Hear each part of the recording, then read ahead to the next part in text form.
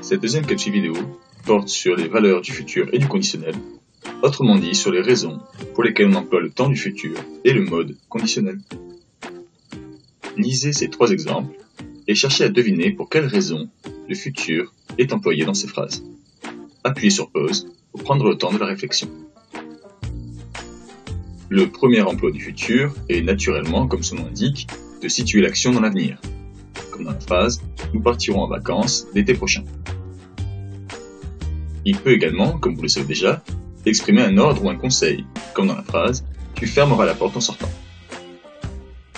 Pour finir, le futur peut exprimer une supposition, comme dans l'exemple « Il n'est plus là ».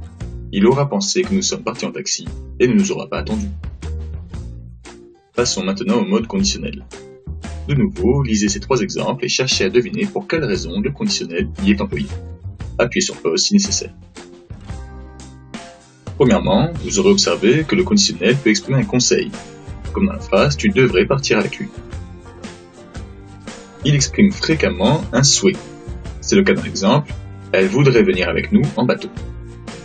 Et il peut également servir à formuler une demande polie, comme dans la phrase « Pourrais-tu m'aider à ranger la salle ?» Terminons par 2 emplois plus subtils du mode conditionnel. Tout d'abord, le conditionnel peut exprimer le futur dans le passé.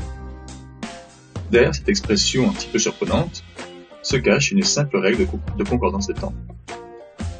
Ainsi, dans un récit au présent, on utilise le futur pour désigner l'avenir, comme dans la phrase « Aujourd'hui, il pense qu'il arrivera à l'heure ».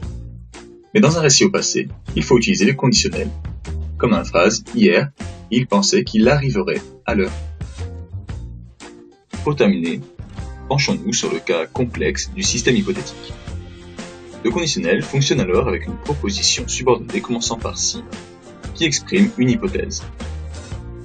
Faites attention, le verbe de la subordonnée est conjugué à l'imparfait, comme dans cet exemple que nous avons déjà rencontré.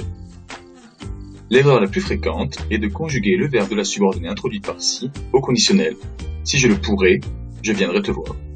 Il s'agit ici d'une faute de concordance des temps.